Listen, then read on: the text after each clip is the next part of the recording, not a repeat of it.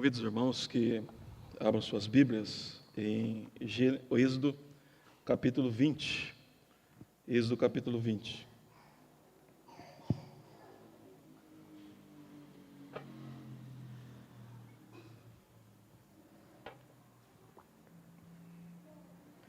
Êxodo capítulo 20, do 1 até o 17.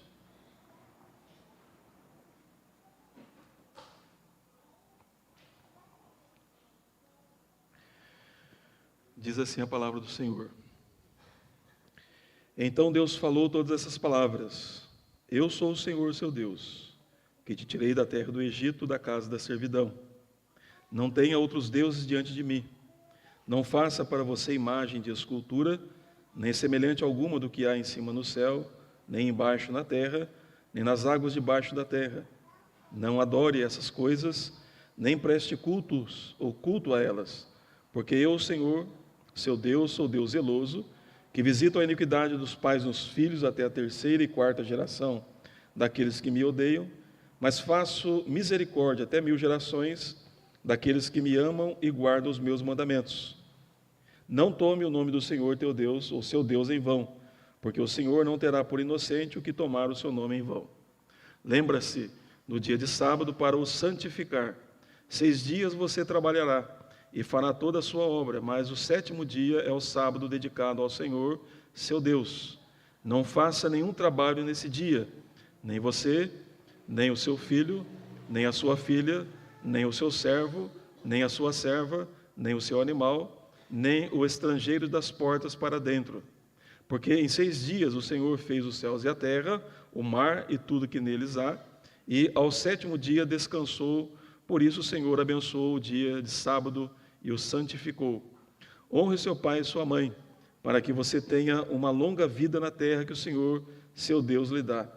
Não mate, não cometa adultério, não furte, não dê falso testemunho contra o seu próximo, não cobice a casa do seu próximo, não cobice a mulher do seu próximo, nem o seu servo, nem a sua serva, nem o seu boi, nem o seu jumento, nem coisa alguma que pertença ao seu próximo. Que Deus nos abençoe, irmãos. Fizemos a leitura do capítulo 20, do verso 1 até o verso 17 de Êxodo. O versículo 3 diz assim: Não tenha outros deuses diante de mim. Domingo passado, nós começamos então uma exposição nos 10 mandamentos, e eu fiz uma introdução para os irmãos, e 3 coisas eu quero lembrar aos irmãos do que eu falei no domingo passado. Primeiro, a lei, ela não foi dada para salvar ninguém. A lei é um meio de graça. Ela revela para nós qual o caráter de Deus e o que Deus quer que nós venhamos a saber sobre Ele e o que Ele quer de nós. Então, a lei, ela nos orienta. Então, é um meio de graça e ela não pode salvar ninguém porque não é o propósito dela. Salvação é só por meio de Cristo Jesus. Segunda coisa que eu falei para os irmãos, dentro de muitas que eu falei, é lembrar os irmãos que nós devemos estudar a lei, porque a lei nos ajuda a conhecer Deus. E ela nos ajuda a ler o nosso coração, para saber como que nós estamos na presença de Deus. Então é importante que, se nós quisermos medir a nossa fé, se nós quisermos medir o nosso conhecimento ou a nossa vida cristã, é importante que nós estudemos a lei, porque praticamente toda a Bíblia, o desenvolvimento da Bíblia, ela tem como centro ali a lei de Deus. Todas as doutrinas bíblicas, todos os mandamentos dados na Bíblia, praticamente são derivados da lei de Deus. Então é importante que nós tenhamos esse conhecimento da lei do Senhor, porque ela é boa e ela nos ajuda a compreender, então, a vontade de Deus e como que nós devemos guiar o nosso coração. Lembrando os irmãos também que eu falei que a lei é perfeita, ou seja, ela é completa, ela é plena, não falta nada nela. Então, tudo que nós precisamos saber sobre Deus, tudo que nós precisamos saber para vivermos diante de Deus, a lei nos ensina. Então, quando nós estudamos a lei, naturalmente ela vai nos levar para toda a Bíblia, então ela nos ajuda então a entender, mas lembrando, ela não falha, ela não erra, ela é completa e não tem falta nenhuma. Então, se nós colocarmos em prática a lei, é aquilo que Davi diz no Salmo 19, a lei do Senhor é perfeita e restaura o coração, ou restaura a alma, dá sabedoria, dá alegria, conforme Davi, então, ele vai descrever lá no capítulo 19 do Salmo. Então, hoje nós vamos falar um pouco aqui sobre não tenha outros deuses diante de ti. Eu farei dois sermões nesse texto, ou nesse versículo aqui. Não tem como a gente esgotar tudo isso, porque quando nós analisamos esse texto à luz de toda a Bíblia, é algo importante aqui que nós precisamos saber de positivo e também de negativo. Então, hoje, praticamente, eu vou me deter aqui na parte positiva do texto. O que ele está ensinando?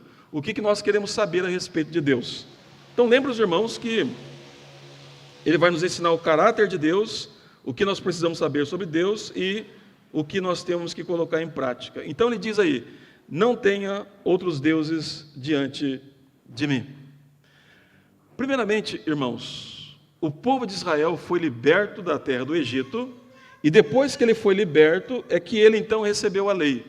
Eu quero lembrar aos irmãos que, primeiramente, nós somos salvos, e depois de sermos salvos, regenerados, transformados, habilitados, é então aí que Deus nos ordena a cumprir os mandamentos. E é importante que se perceba isso, porque Deus libertou o povo, depois ele deu a lei, depois ele deu instruções, depois ele mostrou como que o povo deveria andar. Assim também acontece com os crentes. Nós somos libertos, somos regenerados, convertidos, transformados, e então nós respondemos com alegria, obedecendo à vontade do Senhor. Quando Deus diz assim: não tenha outros deuses diante de mim, primeiramente, Deus aqui está estabelecendo o seguinte: eu sou o Deus único e verdadeiro. Além de mim, não há outros deuses. E é importante chamar a atenção dos irmãos, eu quero aqui ler alguns textos com os irmãos. Por exemplo, Deuteronômio capítulo 6, versículo 4. Os irmãos que puderem acompanhar, Deuteronômio capítulo 6, o versículo 4, ele fala sobre essa unicidade de Deus. Não há outro Deus além do Senhor. Deuteronômio 6 e o verso 4 diz assim: escute, Israel, o Senhor nosso Deus é o único Senhor. Portanto, ame o Senhor seu Deus de todo o seu coração, de toda a sua alma e com toda a sua força. Ou seja, Deus está dizendo para Israel: não existe outro Deus. Os deuses das nações não são deuses coisa nenhuma. E é importante que Israel entenda o seguinte: não é que Deus é um Deus melhor do que os outros. Ele está dizendo que Ele é o único Deus vivo e verdadeiro. Não existe ninguém, um ser semelhante a Ele. Então, o primeiro mandamento diz que nós, como crentes, assim como Israel, tinha que compreender que só existe um Deus, um único Deus, um único Deus. Então, o que Deus está fazendo aqui, porque poderia passar pela cabeça de Israel o seguinte, que talvez tenha um Deus que é melhor do que o outro. Talvez o Deus de Israel, ele é um Deus grandioso, mas ele é só melhor do que os outros deuses. Deus diz: de maneira nenhuma. Eu sou o único. Não há ninguém semelhante a mim. Eu sou Deus, e além de mim não há outro Deus. Então, por isso que aqui, nessa expressão que é usada por Moisés, e registrada aqui por ele diz: escute, Israel, o Senhor nosso Deus é o único Senhor. No capítulo 4 ainda de Deuteronômio, capítulo de número 4, no verso de número 35 de Deuteronômio, também chama a atenção dos irmãos aí, nós temos algo muito parecido com o que já foi dito. Foi assim: isso foi mostrado a vocês para que soubessem que o Senhor é Deus e nenhum outro há além dele. Observe então que o que está implícito ali no primeiro mandamento primeiramente, Deus é único. Não existe outro Deus, não existe uma outra força semelhante a Deus, não existe um outro ser semelhante a Deus. Então o texto diz: Ele é o único Deus vivo e verdadeiro. Vivo e verdadeiro. Israel deveria entender que o caráter de Deus, do Deus que ele servia, é um caráter único e absoluto. Não existe outro ser como Deus é. Foi Ele quem criou todas as coisas. Foi Ele que determinou todas as coisas. E é Ele que conduz todas as coisas de acordo com a vontade dEle. Então Israel deveria compreender o seguinte: olha, vocês não têm que temer a nada ou a ninguém, a não ser a mim. Porque eu sou o único Deus vivo e verdadeiro. Além de mim não há Deus. Não há outros deuses, não há outros seres. Então, Israel deveria compreender claramente isso, e a lei de Deus, como meio de graça, dado por seu povo, ensinava o povo, então, quem Deus é. Por isso que ele vai dizer para o povo: não tenha outros deuses diante, ou na minha presença, ou acima de mim, porque Ele é o único Deus vivo e verdadeiro. Então, meus amados irmãos, a verdade também é para nós. Nós não temos que temer a ninguém, ou nos preocupar com ninguém além de Deus. Ele é único. Nós precisamos entender que a minha vida, a sua vida e a vida de toda a humanidade está nas mãos desse Deus. Não existe deuses que ficam controlando como os egípcios pensavam. Os egípcios acreditavam que havia deuses nacionais, deuses territoriais, deuses de rua, deuses de casa, deuses de rios. Então, para eles, cada coisa tinha um Deus que controlava. Deus diz: eu sou único, Deus vivo e verdadeiro, além de mim não há ninguém. Ou seja, Deus está estabelecendo para Israel e como que Israel deveria entendê-lo. Então ele diz: eu sou o Deus único e eu sou o Deus verdadeiro. Aqui mesmo no capítulo 4 de Deuteronômio, versículo 39, diz assim: olha, por isso hoje vocês saberão e refletirão em seu coração que só o Senhor é Deus, em cima no céu e embaixo na terra, não há nenhum outro Deus. Ou seja, novamente estabelecendo aquilo que o primeiro mandamento então diz: não tenha outros deuses diante de mim. Então, meu amado irmão e minha amada irmã, esse caráter único de Deus é importante para mim e é importante para você. Não existe sorte e não existe azar. Não existe o olho gordo e nem o olho minguado. Não existe essa ideia de que quebrei o espelho, agora eu vou ter uma série de azar porque o espelho quebrou. Não existe essa história de você passar embaixo da escada e agora eu vou ficar azarado porque passei embaixo da escada. Não existe essa história de macumba para o crente. Não existe essa história de que alguém falou alguma coisa sobre você e que a língua... Não, veja bem, existe só um Deus. O único que influencia a minha vida e a sua vida, o único que determina o nosso destino é Deus. Não pode ter um competidor. E mesmo Satanás, lembrando que Satanás é uma criatura, é um ser criado, finito, que tem um poder pequeno diante do Senhor. Ele será destruído por Deus por um sopro apenas. Mas o ponto é, mesmo ele, com todos os seus anjos, não são dignos e não podem ser temidos. Porque ter medo de alguém que não seja Deus é idolatria. Agora, a Deus nós temos que temer. Quando Moisés ainda escreve Deuteronômio, Deus diz assim: olha, eu e somente eu, além de mim não há ninguém. Eu mato, eu faço viver, eu firo e eu saro, e ninguém pode escapar das minhas mãos. Então, o primeiro mandamento, então, é dizer que não tem outros deuses diante de mim, porque Deus está estabelecendo aqui a sua unicidade. Ele é único. Ele é único, no seu ser, no seu poder, na sua glória, na sua majestade. Assim como Israel, nós também devemos olhar para Deus dessa maneira, de acordo com as Escrituras. Temer somente a Deus. O Senhor Jesus, quando estava incentivando os seus discípulos, lá em Mateus 10, e mandando eles pregar o Evangelho, Jesus falou assim: olha, não temam aqueles que podem matar o corpo. Ele diz: antes temam a Deus. Porque Deus não somente pode matar o corpo, mas também pode mandar corpo e alma para o inferno. Então Jesus diz: temam a Deus e não os homens. E não os homens. Porque temer alguém além de Deus é idolatria. Então, como igreja, nós acreditamos nisso. Deus é único. Não há outro Deus além dele. Não há alguém que tenha poder como Deus. Aqui não é uma luta contra o bem e o mal. Não, aqui é o Senhor Deus dirigindo o bem e o mal de acordo com a vontade dEle, de acordo com os propósitos dEle, de acordo com a soberania dEle. Então, o primeiro mandamento, a primeira coisa que nos ensina aí é sobre a unicidade de Deus. Deus é único. Mas ainda há um detalhe que nós temos que compreender lá, voltando para Êxodo, capítulo 20, quando ele diz assim: não tenha outros deuses diante de mim. Então Deus estabelece aqui, diz: olha, eu sou único, no meu ser, no meu poder, em quem eu sou, mas Deus também está revelando aqui para nós, e como revelou para o povo de Israel, a sua suficiência, ou seja, Ele é todo suficiente em si mesmo. Então, Israel deveria confiar nele como o Deus que é todo suficiente e que alimenta todas as coisas. Chamo a atenção dos irmãos para Neemias, o livro de Neemias, capítulo de número 9, e no versículo 6. Neemias, capítulo 9 e verso 6. Observe o que Neemias fala de Deus.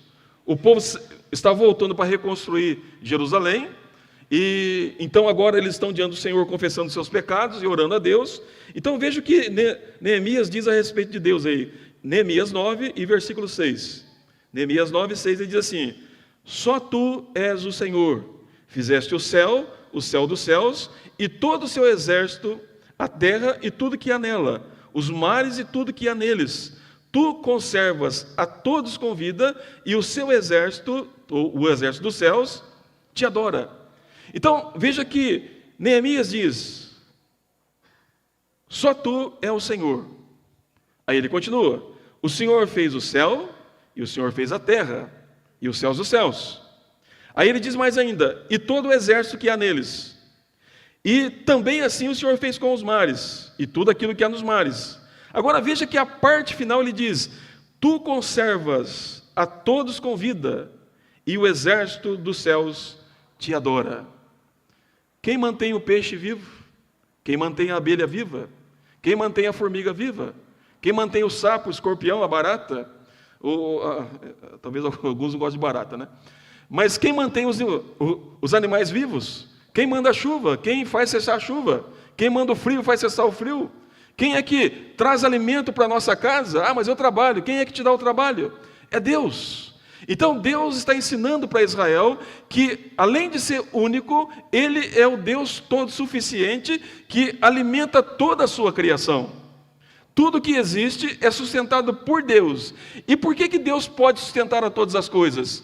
Porque Ele é o Deus todo suficiente. Ele não precisa da criação, mas é Ele que alimenta a criação, é Ele que sustenta a criação, é Ele que dá à criação tudo o que precisa. O apóstolo Paulo, possivelmente pensando nesse mandamento, ele vai dizer o seguinte lá em Atos capítulo de número 17. Atos capítulo 17, versículo de número 24 em diante.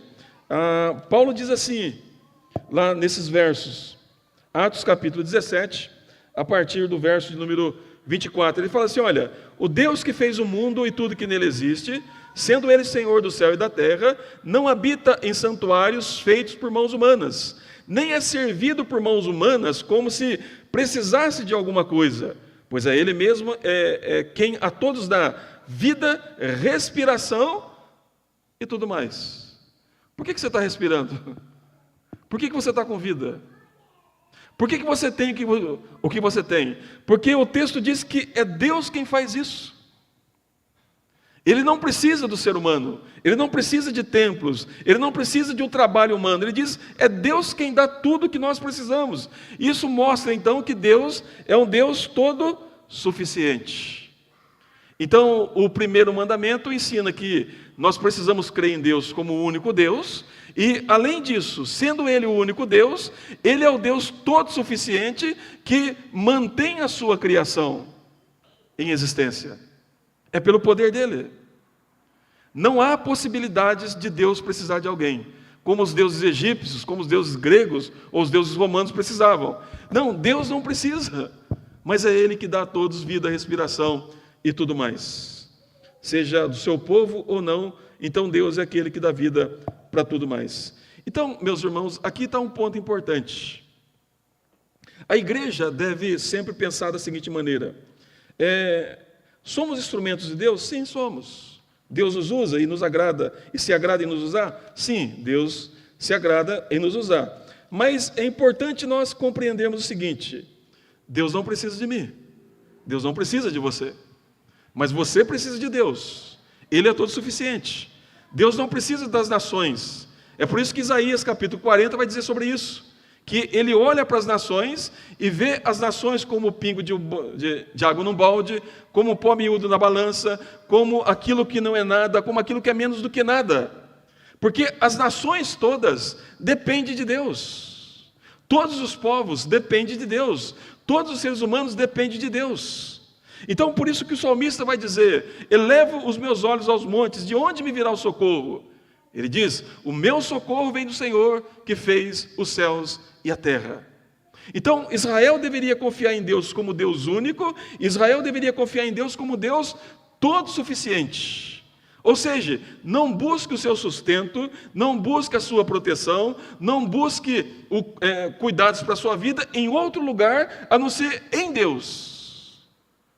Porque se você colocar uma outra coisa no seu lugar, você está cometendo idolatria e dizendo: Deus não é suficiente, Deus não é único, existe um outro recurso, existe um outro meio, mas o mandamento diz: não tenha outros deuses diante de mim. Uma outra coisa, irmãos, que nós também podemos, e o texto nos ajuda a isso, a derivar desse versículo, diz: não tenha outros deuses diante de mim. Então, primeiro, Deus é único, Deus é todo suficiente, mas também Ele é o Deus que domina sobre tudo. Nós já falamos sobre isso aqui. É importante repetir. Chama a atenção dos irmãos para Êxodo capítulo 9. E aqui está um grande exemplo disso. Êxodo capítulo 9, verso 3, ou melhor, verso 13, e também até o verso 16.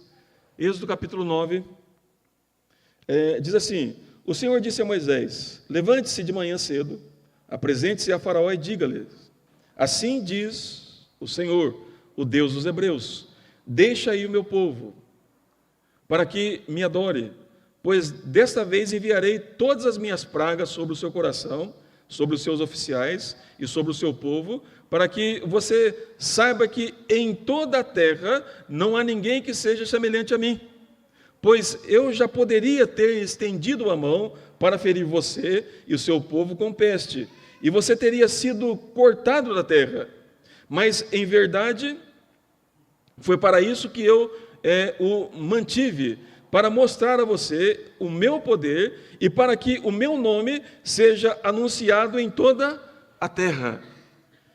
E o rei do Egito, o faraó, Deus está dizendo assim: olha, eu poderia ter te destruído já, mas não fiz. E eu não fiz porque eu vou derramar sobre você todas as minhas maravilhas e vou endurecer o seu coração, o coração dos seus oficiais, para que você saiba que eu sou Deus e que não há outro Deus além de mim, e para que as nações fiquem sabendo que eu sou Deus e não há outro Deus além de mim.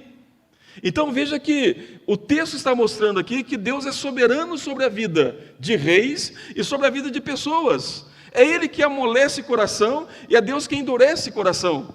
Percebe? E Israel aqui está olhando para essas ações de Deus, e o próprio Egito está experimentando disso, que Deus é Deus soberano sobre as nações, sobre os reis da terra, e que não há ninguém semelhante a Deus. Então, meus amados irmãos e ouvintes, Israel deveria aprender isso, que Deus é um Deus soberano, que Deus é o Senhor dos céus e da terra. E o apóstolo Paulo, para falar sobre isso lá em Romanos capítulo 9, chama a atenção dos irmãos também lá para Romanos capítulo 9, ele vai citar isso aqui para dizer: olha, quem é você para falar com Deus assim? Então, Romanos capítulo 9, versículo de número 17, ele está citando aqui Êxodo, ele vai dizer assim, olha, Romanos 9 e verso de número 17, porque a Escritura diz a Faraó, ele está citando Êxodo, porque a Escritura diz a Faraó: foi para isto mesmo que eu levantei, para mostrar em você o meu poder e para que o meu nome seja anunciado em toda a terra. Aí Paulo diz: logo Deus tem misericórdia de quem Ele quer ter misericórdia e também endurece a quem Ele quer. Soberania. Ele não pede favor. Deus entra na minha casa sem pedir favor, porque a casa minha é dele. O meu coração pertence a Ele, a minha vida pertence a Ele. Ele não vai pedir licença, Ele não vai pedir desculpa, Ele não vai pedir... Não, Ele é soberano. E Ele interfere na sua criação de acordo com a sua vontade. Os reis não podem suportar Deus, os homens não podem suportar Deus, os indivíduos, tudo que existe está debaixo do seu controle soberano, e Ele dirige cada um segundo a sua vontade. Então, o primeiro mandamento, quando diz que não há outros deuses diante de mim, também ensina sobre a soberania de Deus. Há um outro que experimentou isso, lá em Daniel, capítulo de número 4, Daniel, capítulo 4, Nabucodonosor experimentou isso de maneira muito lamentável, mas experimentou, e ele entendeu isso claramente. Daniel capítulo 4, no versículo de número 25, em diante diz assim, Daniel 4, a partir do verso 25. O texto diz assim, olha, o Senhor será expulso do meio das pessoas, está falando sobre o rei aqui, Nabucodonosor, e a sua morada será com os animais selvagens, o Senhor comerá capim com os bois, e será molhado pelo orvalho do céu, e passarão 7 tempos, até que o Senhor, ó Rei, reconheça que o Altíssimo tem domínio sobre os reinos do mundo, e os dá a quem Ele quer. Quanto ao que foi dito, que se deixasse o toco da árvore com as suas raízes, isso significa que o seu reino voltará a ser seu, depois que o Senhor tiver reconhecido que o céu domina. Porque, ó Rei, aceite o meu conselho, abandone os seus pecados, praticando a justiça, e acabe com as suas iniquidades, usando de misericórdia para com os pobres. Assim, talvez, a sua tranquilidade prolongue. Então, o que está acontecendo aqui? Daniel está interpretando o sonho de Nabucodonosor. Ele diz assim, olha, Deus te fará você em um animal, para que você saiba que quem domina é os céus, quem domina é Deus, e não há outro Deus além desse Deus que domina, do nosso Deus. É por isso que depois Nabucodonosor diz assim, mas ao fim daqueles dias, eu, Nabucodonosor, levantei os olhos aos céus e recuperei o entendimento, então eu bendisse o Altíssimo, e louvei e glorifiquei aquele que vive para sempre. E o seu domínio é eterno, e o seu reino se estende de geração em geração. Todos os moradores da terra são considerados como nada, e o Altíssimo faz o que quer com o exército do céu e com os moradores da terra, e não há quem possa deter a sua mão, nem questionar o que ele faz. Então, meus amados irmãos, os 10 mandamentos ensina para nós, então, que, sendo Ele o único Deus vivo e verdadeiro, Ele mostra que Deus é o Deus soberano que reina sobre todas as coisas. Isso quer dizer o seguinte, meu irmão e minha irmã, que o dia do seu nascimento foi determinado por Deus.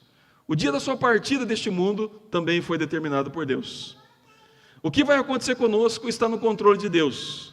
E o que nós temos que aprender é que Deus é soberano sobre a vida de todos e sobre a nossa vida.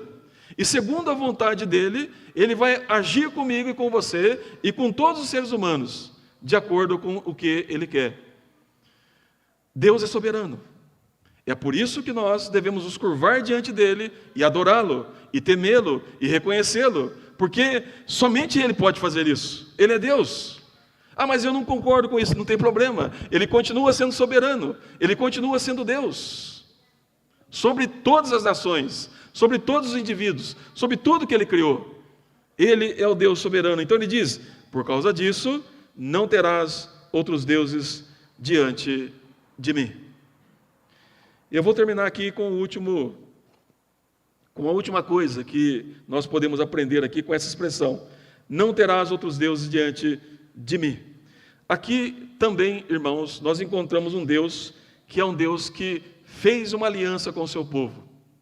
Ou seja, Deus conduziu o povo até o Sinai, e ali então Deus estabelece uma aliança com este povo. E Deus promete amar este povo, Deus promete proteger este povo, Deus promete cuidar deste povo, Deus promete ser o Deus desse povo, caminhar com eles para sempre. Então, Israel deveria compreender que esse Deus que é único, esse Deus que é todo suficiente, esse Deus que é soberano, entrou em uma aliança com o seu povo. De maneira que agora Deus então vai agir em favor desse povo, cuidando deles, amparando este povo em toda e qualquer situação. Então ele diz, como eu sou o único Deus, eu separei para mim um povo, e este povo que eu separei é o povo que eu vou amar, que eu vou cuidar, que eu vou proteger, que eu vou amparar, que eu vou estar com eles todos os dias, que eu vou suportá-lo, que eu vou conduzi-los até a vitória, até o triunfo. Então, Israel também deveria entender que há um caráter de aliança aqui na lei. Ou seja, a lei está demonstrando para nós que Deus nos ama. E porque Ele nos ama, Ele deu a sua lei. Ele revelou para nós quem Ele é e o que Ele quer de nós, de acordo com a vontade dEle. Então, meu irmão e minha irmã, assim também nós devemos olhar para isso. Que esse Deus único, esse Deus todo suficiente, esse Deus soberano, é o meu Deus, é o seu Deus. E que Ele quer um relacionamento de amor entre nós e Ele nós. Comunhão, intimidade, dependência dEle. E essa é a ideia então da lei. Ele diz, então Deus falou todas essas palavras. Eu sou o Senhor, seu Deus. É algo íntimo, algo pessoal. Ele diz que o tirei da terra do Egito, da casa da servidão. Eu sou o Senhor, seu Deus. É por isso que nós podemos dizer assim, meu Deus, meu Pai, meu Salvador, meu Rei, porque Deus entra em aliança com o seu povo. Então Deus está aqui mostrando para o povo o seu caráter aqui de um Deus que quer comunhão, que quer intimidade com o seu povo. Meus amados irmãos, eu gostaria de fazer aqui algumas aplicações. Esse é o ponto positivo da lei. Se Deus permitir, no próximo domingo quero falar do ponto negativo da lei, ou do lado negativo da lei. Mas o ponto positivo é isso. Deus está se revelando e dizendo para nós quem Ele é. Então, sabendo que Deus é único, você não pode permitir que o seu coração te faça temer. Más notícias, ameaças. Não, você não pode ter medo de ninguém, mas você deve ter medo de Deus. Você deve reconhecer que somente Deus e não há outro Deus que é único. Não há um poder paralelo a Deus. Então, tudo aquilo que eu falei aqui de misticismos, tire isso da sua vida. Somente Deus. E não há outro semelhante a Ele. Sabendo que Deus é todo suficiente, é a Ele que nós devemos buscar socorro. É nele que nós devemos suplicar socorro, recursos, salvação, meios. Então, Deus está aberto a nós para nos socorrer. O autor de Hebreus falou isso. Vá direto ao trono da graça e suplique por graça e misericórdia. E vão alcançar aqueles que suplicam. Então, observe os irmãos que, sendo Deus o Deus todo suficiente, é dele que nós temos que depender. É nele que nós temos que buscar tudo aquilo que nós precisamos. E é Ele que pode suprir todas as áreas da nossa vida, intelectual, emocional, física e espiritual. É Ele que dá tudo aquilo que nós precisamos para todas as áreas. E sabendo que Deus é um Deus soberano, nós devemos aprender a orar para que Deus mude a história, para que Deus trabalhe na história, para que Deus trabalhe em mim e em você, em toda a história, para que Deus converta corações, porque é Ele que muda, não é a força humana, não é a capacidade humana, mas é o Deus soberano que endurece coração, mas também é o Deus que amolece corações, porque Ele é soberano. E lembre disso, a minha vida e a sua vida foi determinada por Ele. Então, a lei nos ensina que nós devemos nos curvar diante desse Deus soberano e adorá-lo e crer que Ele é o Senhor da história e que reina sobre todas as coisas. E por fim, meus irmãos, desenvolva a sua comunhão com Deus. Veja bem, Deus te chamou para andar com Ele. Deus te chamou para ter comunhão com Ele. Deus te chamou para amá-lo, para estar junto dEle. Então, seja uma mulher de oração, seja um homem de oração. Seja uma mulher das Escrituras, seja um homem das Escrituras. Seja um crente fervoroso e não um crente morno. Porque, veja bem, Jesus diz, olha, quem for morno eu vou vomitar. Não é? Mas o ponto aqui é, seja um crente que abrace a Deus com toda a força e viva em plena comunhão com o Senhor. Porque Ele te chamou para isso, para ter comunhão com Ele. E é interessante que Jesus fala assim: quando você buscar o reino de Deus e a sua justiça, tudo aquilo que você precisa virá ao seu encontro. Ele fala assim: não vos preocupeis com o que é de comer, com o que é de beber, ou com o que é de vestir. O Senhor sabe que você precisa disso. Aí ele diz: busque o teu reino e a sua justiça, e todas essas coisas, a vida, o alimento, a vestimenta e a comida, tudo isso virá. A comunhão com Deus. A nossa vida física e espiritual depende da nossa comunhão com Deus. Que Deus, amados irmãos, vos abençoe. E aqui então fica, não tem outros deuses diante de mim. Então aqui está o ponto positivo, o caráter de Deus, quem Deus é. Se Deus permitir, no próximo domingo nós vamos falar do lado negativo desse mandamento e como é que nós devemos enxergá-lo melhor. Que Deus assim nos abençoe. Amém.